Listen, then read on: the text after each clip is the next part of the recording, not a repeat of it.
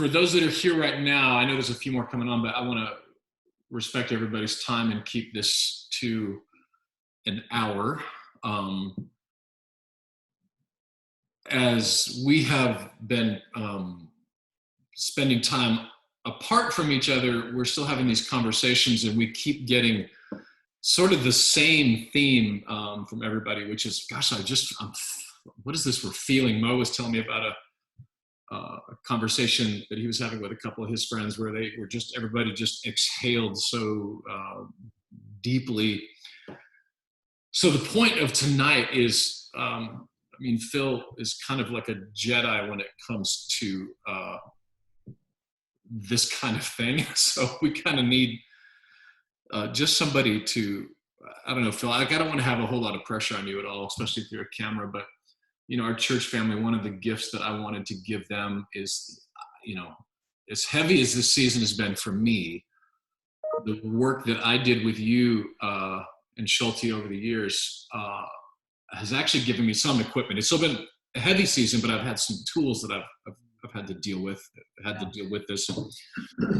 But before we jump into that, Phil, could you just, for those that maybe don't know, I put the bio and stuff in the Facebook group for our church, but could you tell everybody just a little bit about who you are and your history and your work? Yes. Well, I've been in the field, I guess you would say, almost 30 years, which is, with my youthful looks, it's hard to believe. But I sat across from my first person. I'm stealing this from Larry Crabb. He tells a story. I felt the same way. 1991, I sat across from a person for the first time, and he started talking, and my thought was, man, this guy needs professional help. And it occurred to me, oh, that's me. So it's been a long time ago, but I have been for the 15 years of my life in the pastorate. I was an associate pastor and pastor of counseling, and I was a lead pastor for several years in our church. It was going to be in an interim manner, but it was 37 months, so that's not very interimish. And in that time, of course, dealing with people and the body and lots of feelings and troubles and that kind of thing. And so about 15 years ago, we relocated here, and I partnered with Chip Dodd to help run the Center for Professional Excellence, a treatment center for professional men. And we kind of operate on the premise of, we know that our guys are really smart, and they're really tough, and they're really good. So they have lots of intellect and self-will and morality. But what was ailing them was in the territory of attachment, relationship, story, feelings, connection.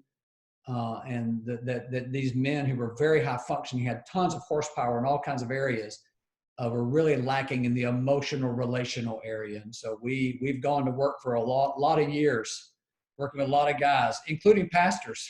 Including me. Including Darren, who just really, really good guys who want to serve the Lord and want to do well, want to have impact, and did not have a language in them to do it with. And so I've dedicated the last many years of my life walking with men and their families through kind of navigating those waters. And now I'm with Sage Hill, one of the owners of the Murfreesboro location. And Sage Hill actually grew out of CPE as a kind of an outpatient extension of the work we were doing there. And so we're kind of continuing the work rather than coming and checking the treatment for an intensive like you did, or for 3 months. There's a way to go and get the help you need on an outpatient of once a week or so basis. So I'm really fortunate to have been able to have a hand in the church, in the private sector, and in the treatment sector, all three. So I really use the word blessed on purpose.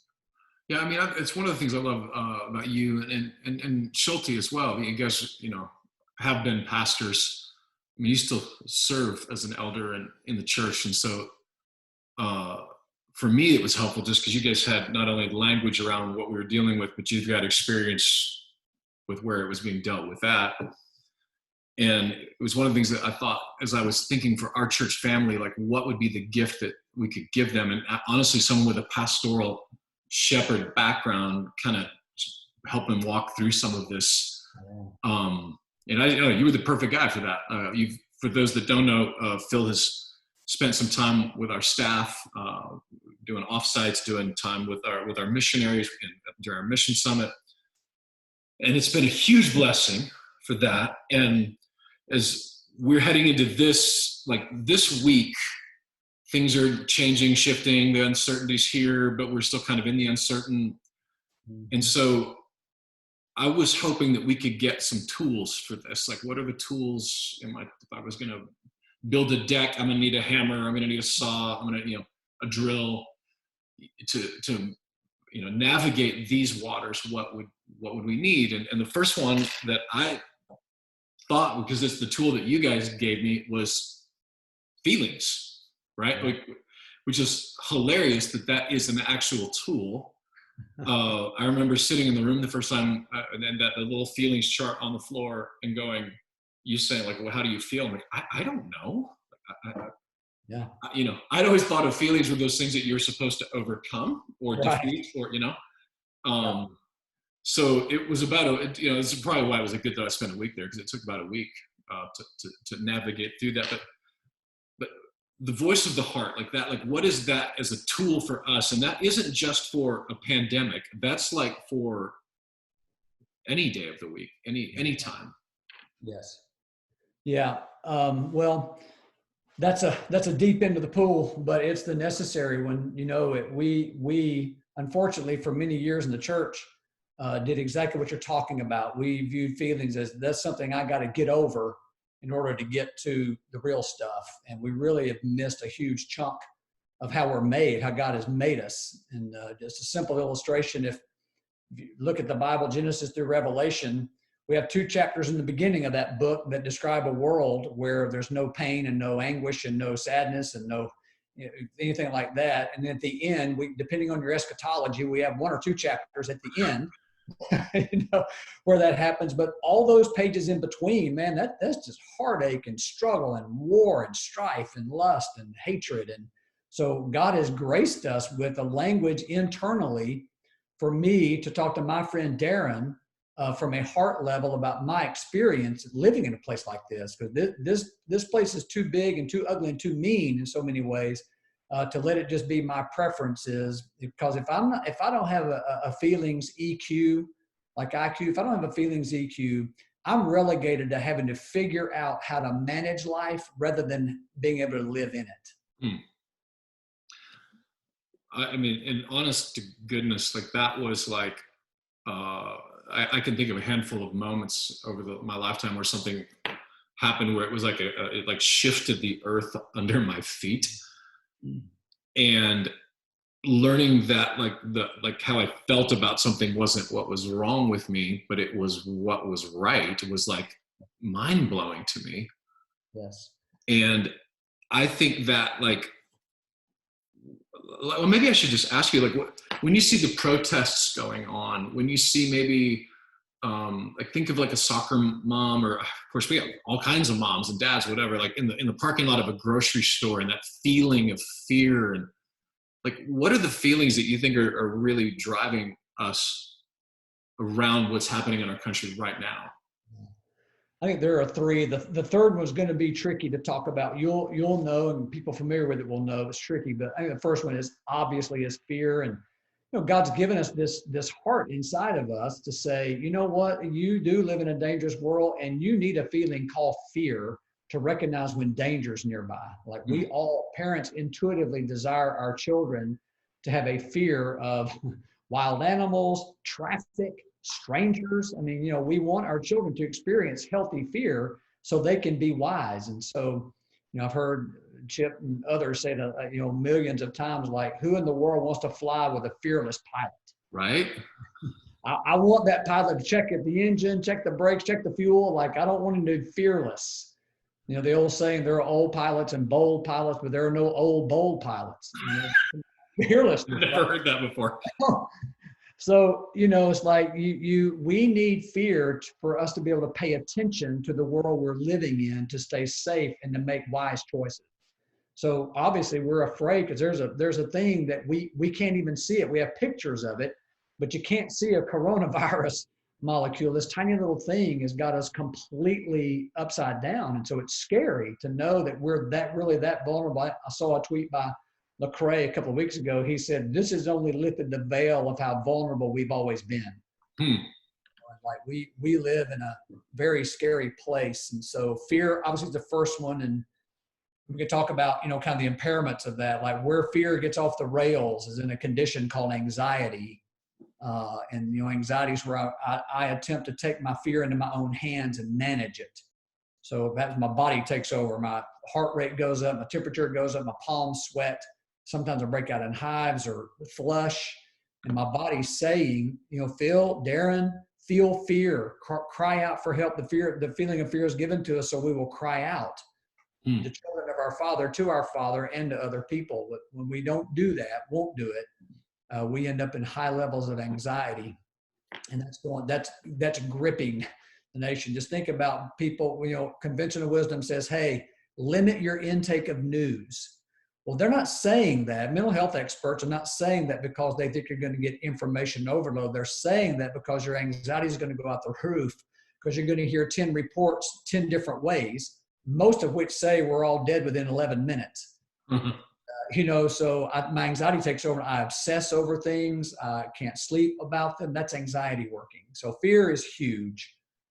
And then sadness. Like, it's really sad, obviously, to hear about people dying from this thing, people losing their jobs, people don't have graduations, proms, things that, homecoming, things that are really important depending on where you are in your development. Like for high school and college kids that can't do their graduations, that's really, really sad. And it's sad. I can't go hiking when I want to, those kinds of things. So sadness is a huge thing too, that what has happened to the world, we have grief around its loss. I guess we could talk about that a little later if you want to unpack it more. The third one is anger, and that's the one that can become very confusing. We're also made to experience healthy anger. Like the world's not designed by God's original design, to have viruses that kill people. So I feel angry when something's going on that is literally killing people and has literally turned the world upside down. Yeah. So anger can be this thing that motivates us to action. The people that are sewing masks, people that are giving out food, people that are tending to their neighbors, those people are acting in godly passion. Thought of as anger. Yeah, and so to that end, so this is a tool for us to, so even in my prayer journal right now, I've been every day, okay, what am I feeling right now around this, or which has been extremely helpful, even to see how it changes every day.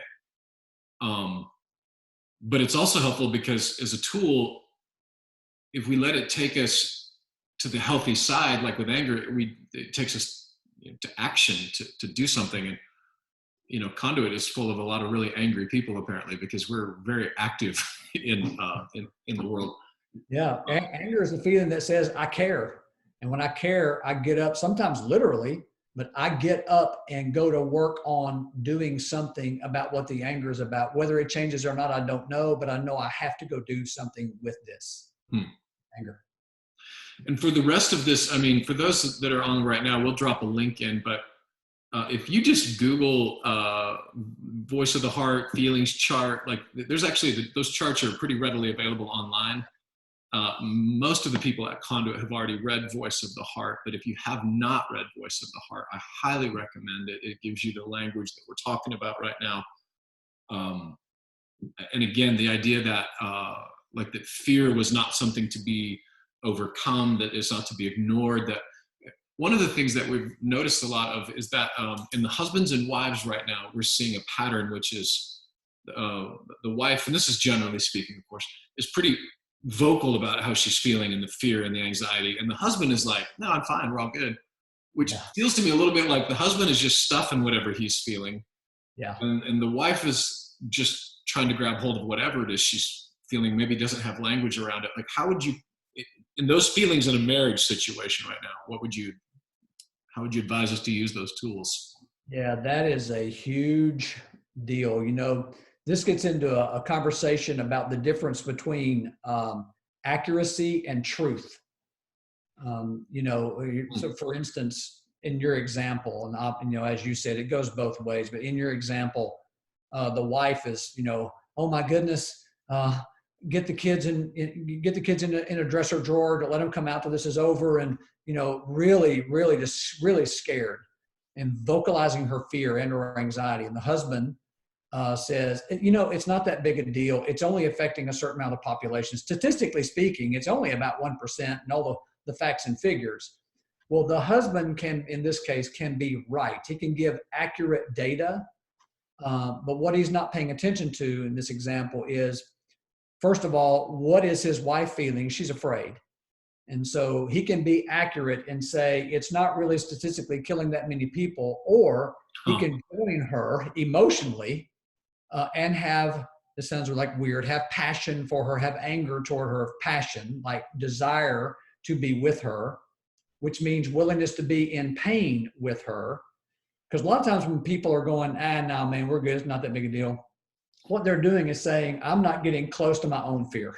I'm not going to deal with my own stuff either.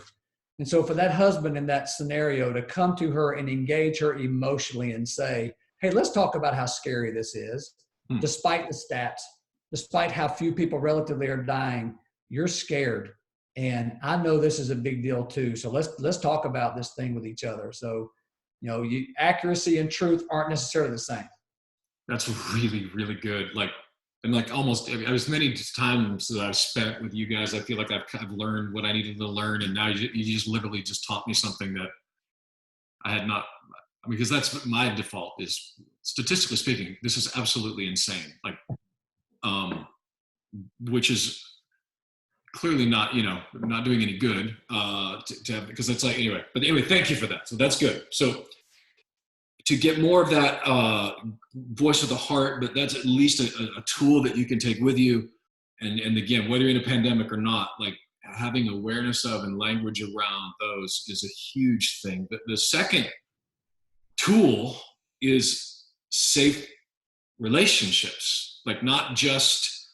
I had a friend of mine that had communicated something to a group and thought that it was a safe place to say it, and turned out it wasn't a very safe place to say it. And of course, the reaction to that is, well, I can never be safe with anybody. I can never say this to anybody.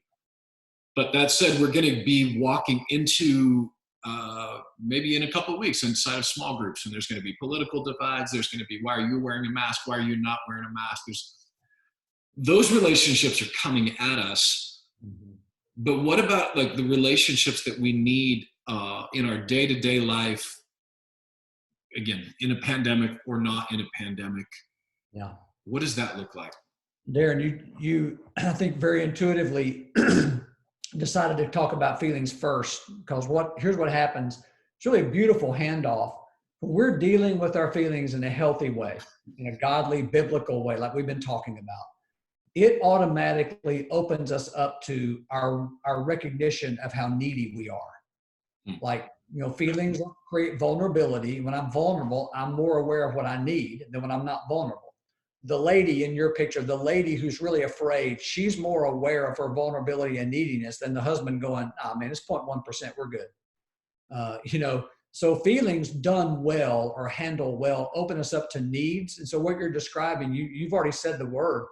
People are searching for a safe place, and the feeling of safety, all safety means is, can I be with people with whom I can struggle openly, and they will be looking out for my emotional welfare?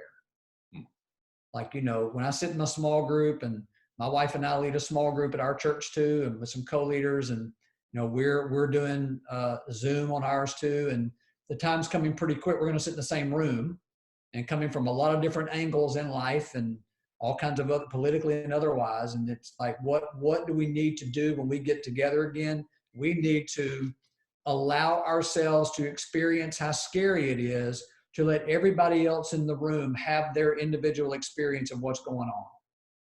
You wear a mask, you don't wear a mask, you think it's a big deal, you don't think it's a big deal, you lost someone to the disease, or you think it's just a bunch of hooey, whichever it is. It's scary, fear, it's scary to sit in a room of people and just let everyone be where they are with wherever they are. Wow. And so, I remember John Eldridge quoted something. He said his best friend Brett Curtis said to him one time, I said, John, why don't you just give people who you truly are and let them deal with it? And what does mean? What meaning being a jerk? He was like, hey, just tell the truth and sit in it, and let people let God be as original with them as he has been with you. And so it's like, we have original, unique experiences with a thing like COVID. And like, can I sit in my small group a few Sundays from now? We meet on Sunday afternoons. And can I allow those individual group members to talk about their experience, their unique experience in this, and have the emotional bandwidth to deal with how scary it is to not have to weigh in and tell them how wrong they are. That's really good, because that's really hard, Oh, especially if I think they're wrong. oh yeah. Yes. And that's back to data. Like, no. I mean, come on, look at that. Then those masks are useless. You don't need those, or vice versa. You're not wearing a mask. So it just comes down to, and again, it's back to feelings. Can I handle my fear? Someone says something that my data does not match. Can I deal with how scary it is to allow them to have their experience? And my job is to look out for their emotional welfare, whether I agree with their data or not. Well, am I going to be on their side as a member of their small group and member of the same local body that they're a part of in this case, and allow myself to have fear about what they believe about this, but sit with them anyway? Yeah, that is going to be, gosh, I mean, especially right now. And by the way, we've had several of our small groups have gone through the Voice of the Heart study that, if you don't know this that are listening, that Phil co-wrote with Schulte. So we have some groups that have already gone through that. So it's kind of nice to know that they actually maybe have some language, but of course it probably might not be a bad time to double down on that as well. When you think about the division itself, as far as in small groups, I mean, what's the advice that you give? I mean, I guess you've already given it, right? Which is let everybody sit in it. As far as church-wide, like with what you guys are, I mean, I guess fellowship, when you say Fellowship Bible Church in Murfreesboro, like how are you guys anticipating the division that could be in a church, the political divisions, the whatever divisions, like how are you guys envisioning that and what that could look like? How do you skate to the puck on that? Yeah. Well, I'm helping form that some on the elder team and other territories. We'll go back, Darren. This is a general statement about your specific question, but there are three things that human beings just almost cannot tolerate at all. It's being abandoned, being rejected, or being humiliated. And so we want to do some equipping with our people to say, look, as you're sitting with other people, be sure you're remaining present with them, emotionally for sure. And rejection says, nah, I can't be with you if that's what you're going to do. And think about it. And then humiliation, things like it seems small, but things like sarcasm, being passive aggressive, inside jokes, eye rolls. I mean, those are very powerful signals of, you're dumb, you're whatever. So we're really beginning to literally to equip our people to say, this is how you sit together when everybody's afraid. Darren, when someone discharges from treatment, we spend time talking to them, working with them about how to re-enter. And we're going to be doing a re-entry with one another, being in the same room. And the big feeling that comes across everyone when they're re-entering is fear. When I come back off a week of vacation, I haven't seen the guys at CPE for a week, I feel fear walking back in the room. I just saw them 7 days earlier, but I'm re-entering. I don't know what their life has been like exactly. Don't know what all they've done. Don't know what all has come up. And so it's the same effect. So we're equipping folks at Sage Hill as well to say, it's okay when you get together, be sure you're talking about what it's like to be together again. And be sure you tell the whole story. Like most people are going to want to say, oh, I'm just so glad to see all of you, which will probably be true. So glad we're back together again. And then allow those leaders to say, well, what's scary about it? Like, are there other concerns? And all it's doing is pointing to the elephants in the room. Yeah. Like, are you afraid what people will say? And let's talk about how we're going to talk about things since we're back together. Supporting one another. Let's give each other room to have their own individual experience in this. And that intuitively doesn't take care of, but addresses how scary it is to be rejected or abandoned or humiliated for how I experience this thing. That's really, really good, Phil. I mean, obviously that wasn't even something we talked about talking about, but it's something that I am sensing right now, and that because you could see it online and social media. So all I can think is, man, when we all get in a room together, this could be really awkward. And anyway, that's really helpful. Gosh, that's good. The third tool, I want to keep on schedule if I can. I could talk to you all night. Third tool for me, so it's feelings, right? It's safe relationships, but the third one is really just whatever you want to call it, counseling, therapy, like doing the work of the soul, like soul work. Maybe we just call that's the tool. Like soul work is a tool. Yep.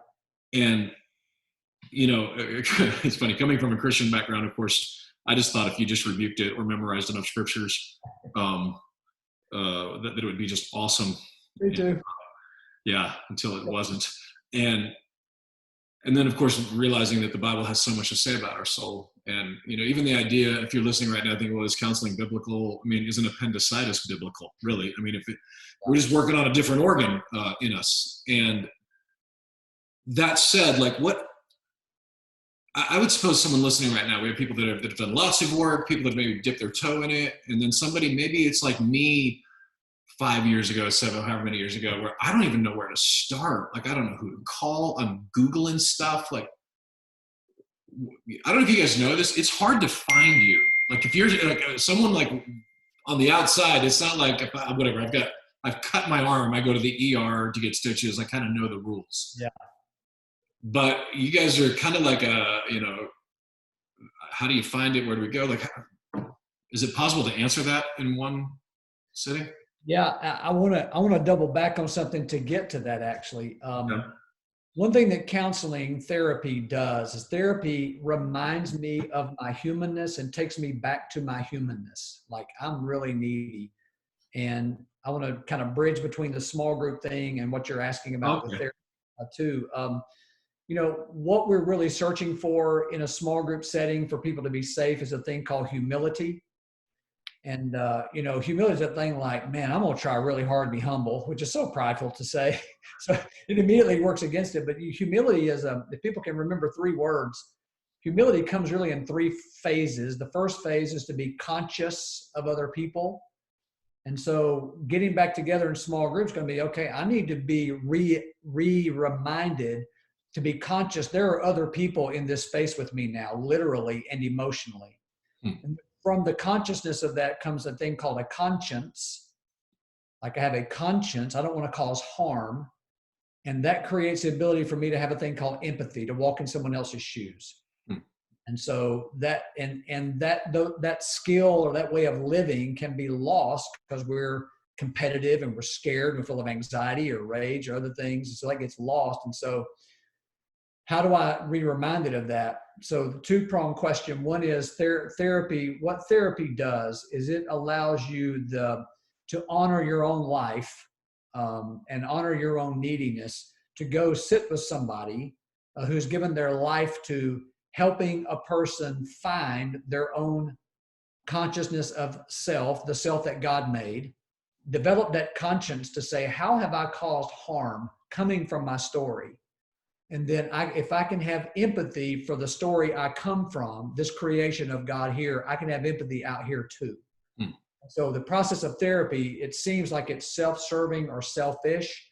It is self-centered in terms of the self God made us to be, not the ego. Sometimes we use the word self and we really mean ego. So I get out of my ego to get myself that God created back, to be conscious of other people, have a conscience about being with them, and have empathy for their condition too. And so therapy is the process of doing that, coming out of your own story. And, this sounds like a really kind of maybe weird answer, but if you Darren, or you folks listening, if you know people that are reputable, who read certain materials. I love the work of Dan Allender, for example. I love the work of a guy named Adam Young up in Fort Collins, Colorado. Yeah, he's good. Adam's super. And I know about Sage Hill. They're pretty good, so, looking at what are things that have fed me on a practical note. If I find a blog that I love, And I send an email to the person that does that blog and say, do you know anyone in my area, or who do you recommend, or who has helped you along the way? You know, it's okay to kind of, this is a phrase that's now old. I'm not, my 24-year-old would roll his eyes when I said this, but, you know, kind of looking among your own tribe, see, you know, who has helped you, who has informed your life and your recovery and your recovery of self. The thing that I guess that I wanted to get across, and by the way, that's how I found Sage Hill, by the way. Brad Duncan, friend that I knew and I loved and respected, recommended. And I guess what people right now are making plans after the whatever lifts. So, you know, somebody, maybe they're trying to get a shoulder surgery. They're going to finally get it done. Somebody probably wants to go shopping, go to the beach. What I would just really suggest, because what's happened a lot in this season is that things that were already inside of us are being squeezed out. And so we kind of have a little bit of a reality of like, okay, this is really not, like, it's not working for me. If I'm sitting in a parking lot of a grocery store having a panic attack, I can finally maybe say, this isn't actually working very well. Yeah. My point would be, if you're going to prioritize the beach, prioritize a shoulder surgery, your soul is worth it to prioritize that. So coming out of this in May, there's just I learned that I had to fight for it. Nobody was going to do it. Nobody was going to come for me. There was a moment where I had to, am I worth it? Is God, you know, is this a gift that God wants to bring in my life that I'm worth the fight for? And, you know, I've talked to several people over the years, and it's funny because I've been through it. It's all suggested to somebody, and you would think I'm asking him to go have like a tooth extracted without Novocaine. Yeah. In fact, that actually feels like a better idea. Like, I'd rather claw my own eyes out than sit in a room. Yes. In fact, when Brad Duncan said, "Hey, do you want to whatever the Sage Hill thing?" I was like, "What?" And I swear this is what I said. We like sitting in a circle and cry. Is that the whole thing? And Darren, you said that to all of us, not just Duncan. Oh, that was in the room? Sorry. It was very traumatizing. But it was a gift, because by the end of that week, looking at the floor, it might have been you. It might have been you or Schulte. I don't remember. But they're like, you know, the feelings that every day you have said every feeling but one. And I didn't even know which one I had not said.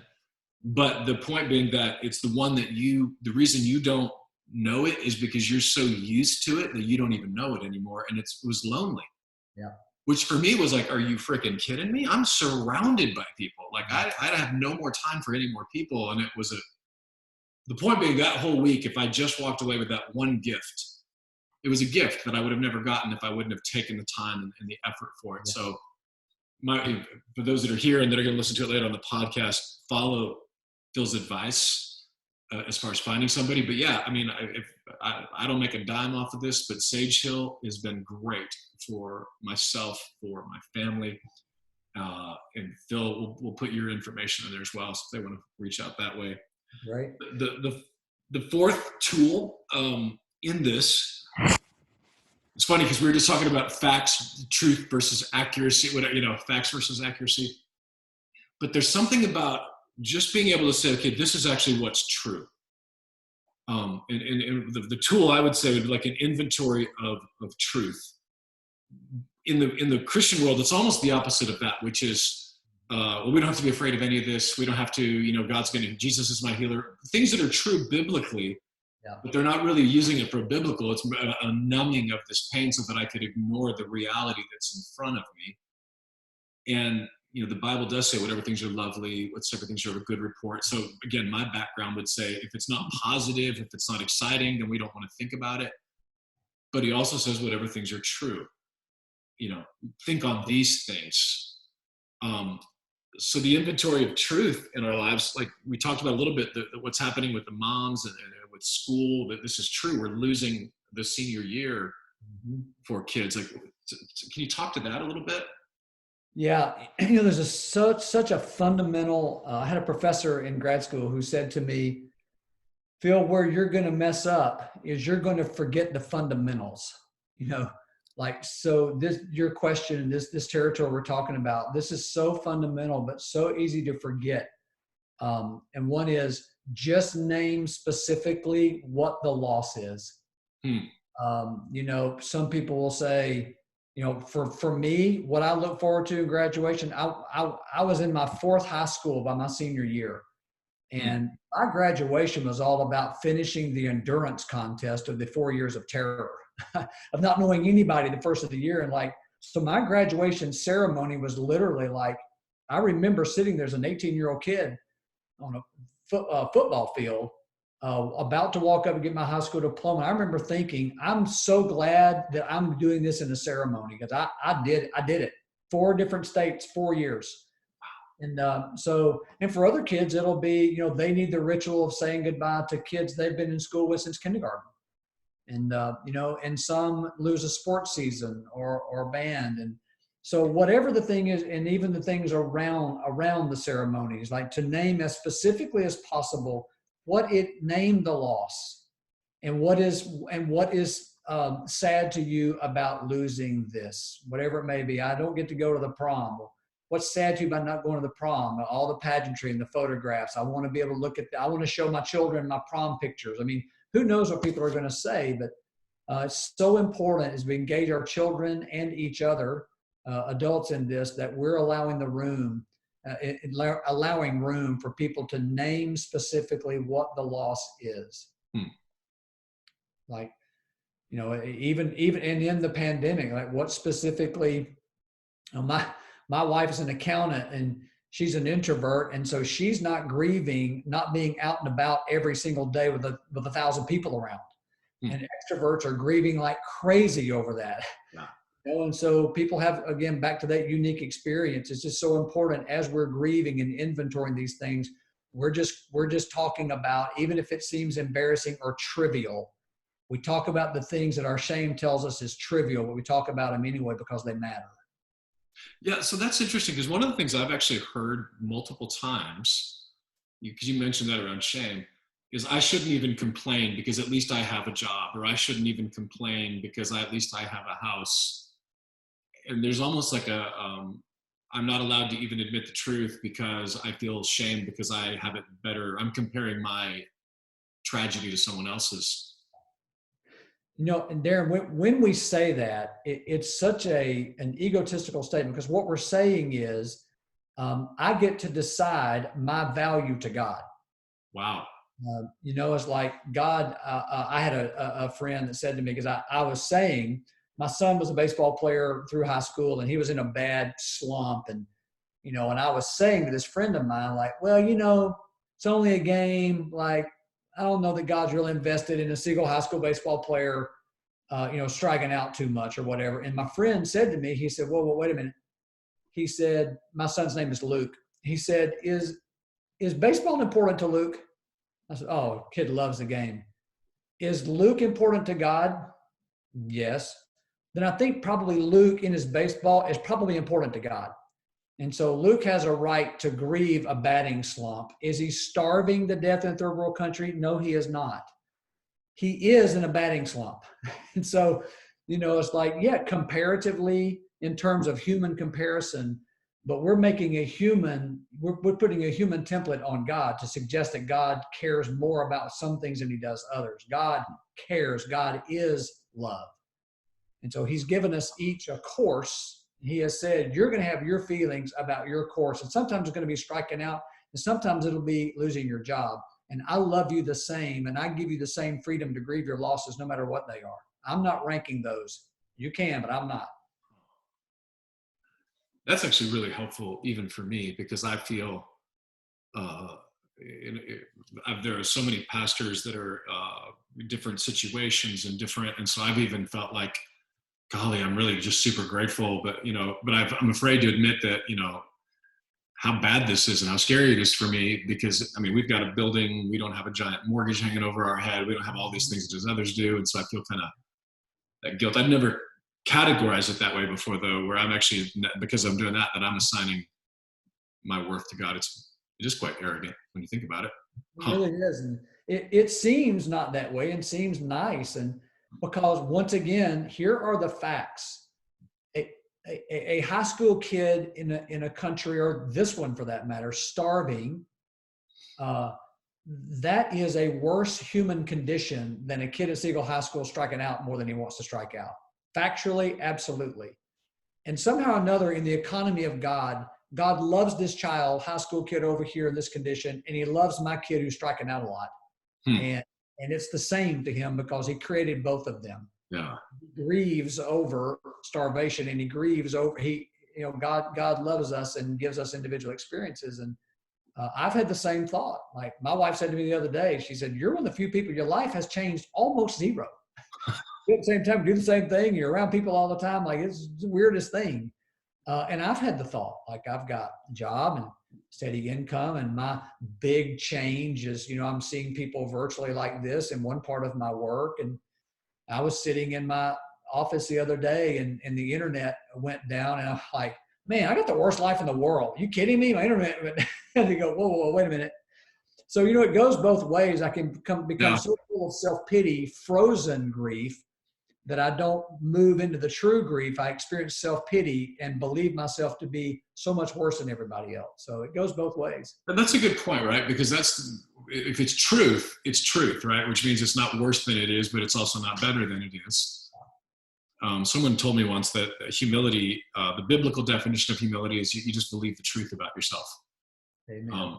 Which, it's funny, it sounds so simple, but then I'm like, well, what is true about me? But when it comes to, it's Romans 12, 2, 3, or 4, whatever, think not more highly of yourself than you ought, which also means don't think more lowly of yourself than you ought. Just to look in the mirror and see the same person that Jesus sees.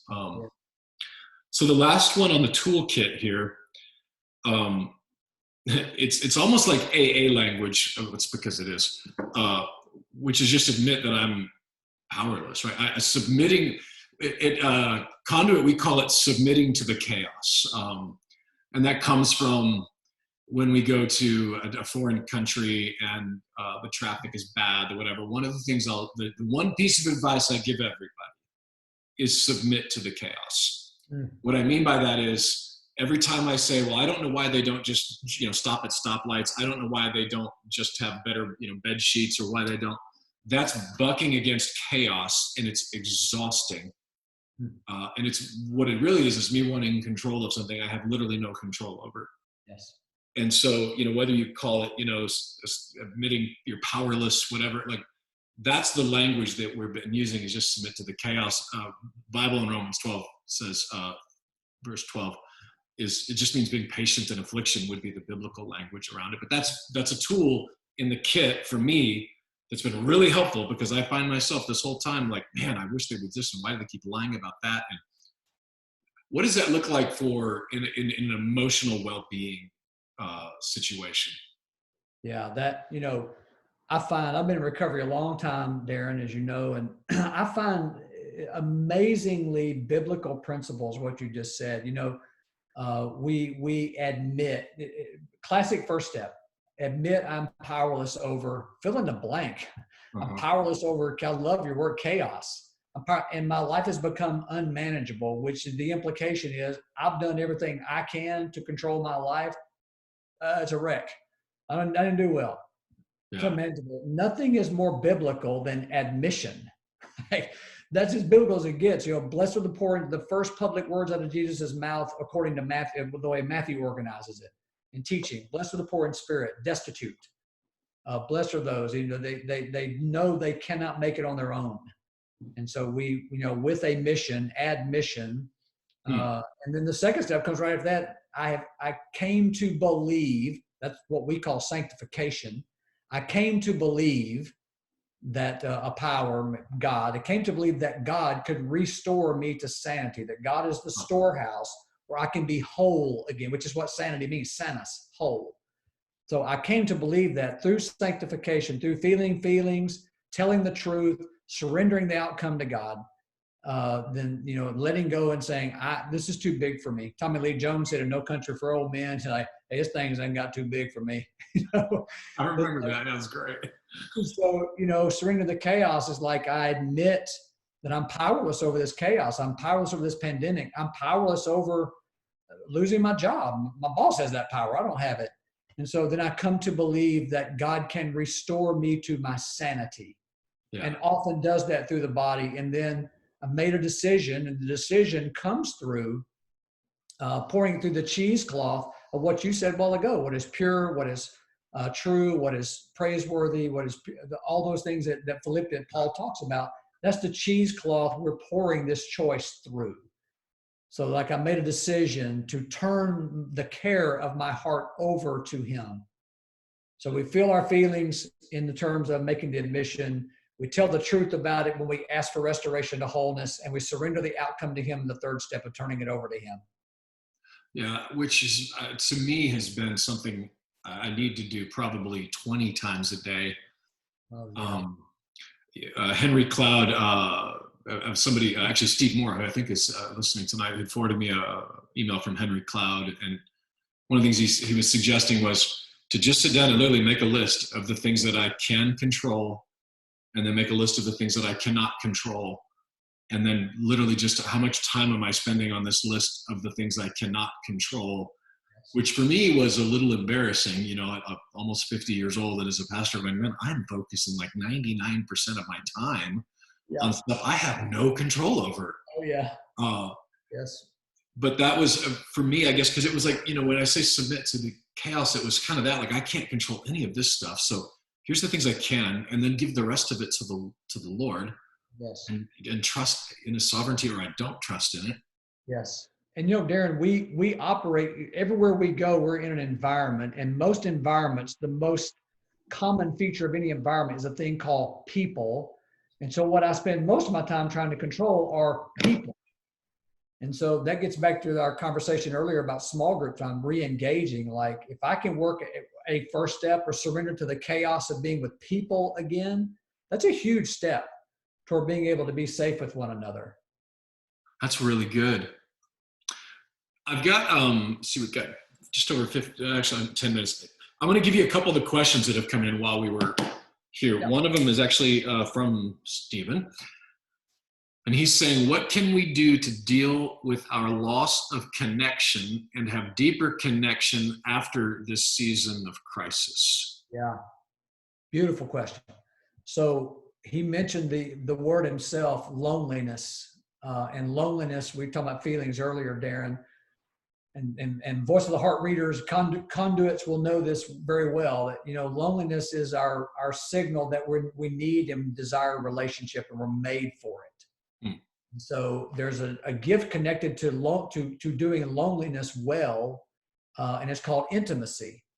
And so if you work backward, to Stephen's question, if you work backward, the way to do that is be intimate with one another. Tell the truth about where you've been while you've been absent from one another. Hey guys, I have been utterly obsessed over financial insecurity, or I have been a crazy man, afraid I'm going to get the virus, or I've been pulling my hair out because my aunt or my uncle is in a nursing home and I can't get to them. So the way to do it, work backward on that equation. Start with sitting in that room with other people, and I want to engage on an into me see level. I want you to see into me and allow me to see into you as we re-engage with it. Let's talk really, like, name what this time has been like. Amanda Rogers says, I recovered from COVID. She's great, by the way. Her and her husband, Jeremy, they're awesome. I recovered from COVID last month, and I'm struggling with the balance of continuing to process what I experienced and still am emotionally healing from, and how to carry on when Tennessee opens up soon and everyone else continues on with life. It's a weird club to be in. Yeah, no kidding. So it's a statement, but there's a question in that. Yeah. So help me with it, Darren. Like, is Amanda saying, how do I get back out into society, in recovery from this? It's yeah. So for her, it's like in recovering from this disease, knowing what it was like, and she had a really strong. It was a hard battle with her. She wasn't hospitalized, but it was bad. Like, it's not like nobody wants to sign up for that rodeo. Mm-hmm. And so the world is moving on, but she kind of has experienced that. And so, yeah, I think the question is, I'm in this club that I only understand, or at least the people in my immediate world are only going to understand. And how do I navigate that? Yeah, she's going to need really godly, truth-telling women in her life who can give her this, we talked about safety earlier, who can give her this gift of safety and allow her to go very slowly back into the world so she doesn't harm herself physically, pushing herself too far, but doesn't isolate either. Or she starts small, takes small steps that she can take with safe people and start doing safer things as she works her way through kind of that reentry thing. When we send guys out of treatment, we send them home for 2 or 3 days at a time, depending on where they live, bring them back into treatment, process how all of that went, get them back again so they can incrementally rejoin. So Amanda's in that almost like that. She's been in isolative treatment, so to speak, and now she's re-entering her world. And so it would be a great idea to do that incrementally and gradually with safe people walking her through it.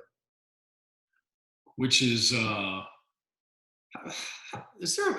way you even can answer this question? But how do you navigate the world and trying to find the safe people? Like, it's not like you just go to the store and buy a couple of them. Right. You know, like I'll go pick out a couple when the stores are open again. Yeah, no kidding. Yeah, you know, as funny as it sounds, the best way to know if a person is safe or not, know their story. Chip used to say all the time, used to say, I do not trust a man that cannot tell me his story and the feelings he has in it. And so one way to know, number one, you can't know on the front end.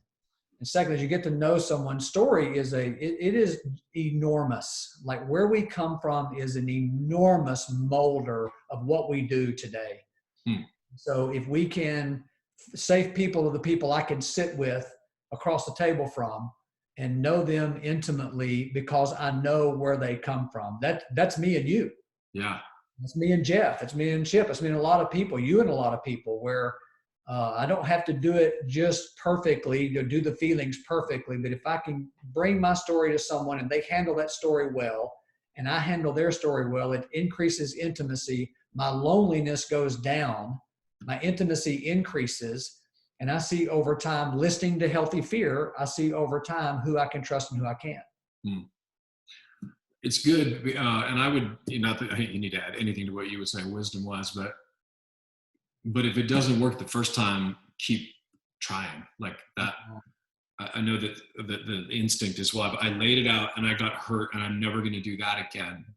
You know, one of the things that I learned was just to keep hoping and to keep reaching and to keep, okay, so that really hurt, but I'm going to keep trying. And to know going in, Darren, like, you know what? I'm going to be hurt. If you don't want to be hurt, don't ever get married. Don't ever have children. Don't ever have a friend. Those 3 things hurt you. Yeah. And you can go through your whole life and never be hurt and die lonely and alone. Amy Elliott, who's in Bend, Oregon, which is where I kind of wish we were right now, if I'm being honest. She's in a small group setting. Is there a way to effectively comfort others? After naming all of the pain and the losses, what is the most sensitive way to respond? I don't want to gloss over or rush over what has been said and hard, but do we leave those conversations there? Yeah. You know, again, a lot of that's going to depend on context, but overall, that's a really very sensitive, as in awesome question, or loving question. That's Amy. She's smart. You know, you don't want to slap the Band-Aid on it and go, hey, thanks for sharing, and run off. But you also good luck with all that. Yeah. You know, so you don't want to rub it till it bleeds either. So, you know, what she's talking about is, I think, is how to contain a story. There's a thing called a thing that children need, actually, called containment. And what it means is, can I contain the hurt and harms done to someone else as they share it with me? And she's talking about containing well. And a good way to do that is to listen, of course, and conscience and empathy. As I'm showing empathy for them and their human condition, again, back to fundamentals. Is there anything else you need around this from me? Do you need more conversation? Shoot you a text, like, you know, real fundamental things about how to care for people well once we've debriefed. Old school trauma therapists say, when someone has post-traumatic stress, debrief, which brings on catharsis, emotional expression, and cognitive restructuring, which means providing comfort. Yeah, I mean, honestly, just that one question, you called it fundamental, but it's like the one that I probably botch the most. But when I do it, it's like, oh, that was good. It's like a good golf swing. I knocked that one out of the park. And it's just a simple question. What do you need from me right now? Yeah. What do you need from me? It's such a simple question, but other than that, I'm like playing like, emotional pinata. I'm swinging, hoping I hit something, and I never, get the right thing. And it's funny to me, I guess, because my life, I tend to overcomplicate almost everything, and to remind myself that it's just this simple thing like that could actually allow for that conversation to continue and to be safe, and them to feel safe. Mm-hmm. We have one last question from a guy named Marty Tiemann. Practical ways for folks to move from fear to wisdom. Great. Wow. What a good question. Right? Is he a Conduit guy? It's Mo. His real name is Martin, but Mo's name is Martin? I know, right? He's not even here to give crap to right now. Maybe he's still in there. Yeah, he's in there. Wow. Okay. I'm going to call him Martin. Please. His wife does. It's very endearing. I'm absolutely doing that. So moving from fear to wisdom. Here's what fear does. And I'll answer that in context of a thing called faith. Great ending question. Fear is the thing that lets us know we could be in danger, and wisdom is what we're after. So discernment asks a lot of questions. Like I get to a discerning place, I ask a lot of questions about everything from information. What do people say the smartest ways to do this are? I'm going to get conflicting information with that. Talking to trusted people. And I want to give Martin Mo a thing here. So it begins with getting to wisdom begins with risk.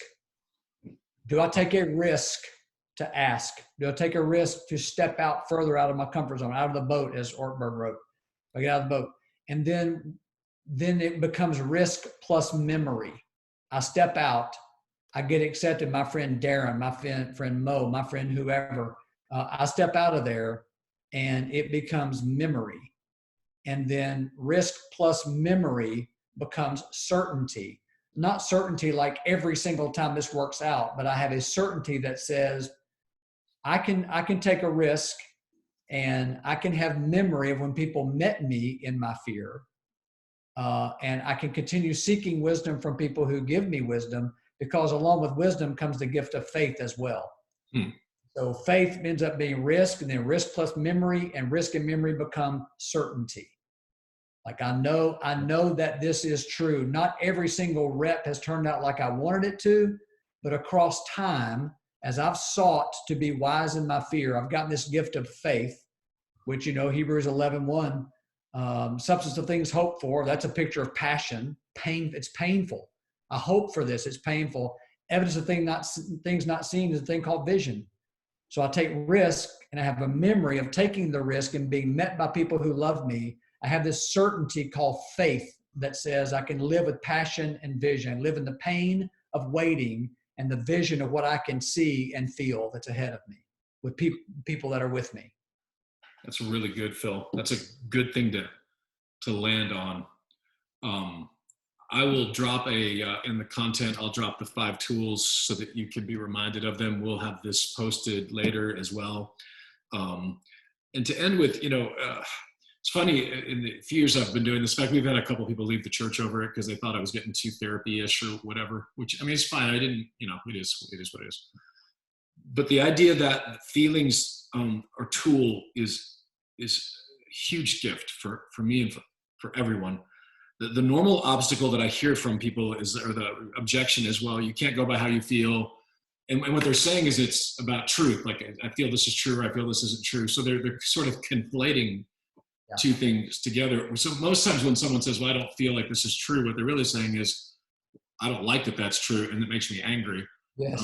Or I like what that is, and it makes me glad or whatever. But so it's basically conflating two separate things, which isn't helpful at all. That's not what we're talking about, whether something feels like it's true or not. This is about I feel angry about this or angry around this, or I feel sadness around this. That's just a helpful language that I've been given, and it's been a gift.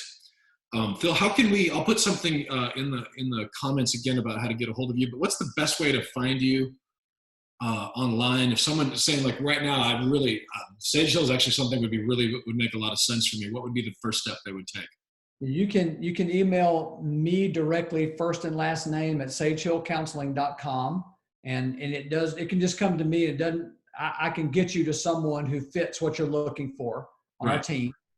And then our website is sagehillcounseling.com. And if you live in the Nashville area or Williamson County area near where y'all are, there's a Brentwood location and a Franklin, Nashville location. And then we're located here in Murfreesboro. So there's a literal menu on there of where we are. So we'll put that in the comments as well. Phil, thank you. And please thank your wife for letting us borrow you for an evening. She's sitting right there. I'll tell her. Oh, you just did. Thank you. You're welcome. Darren, I love you. Thank you so much. Love you guys. See you soon.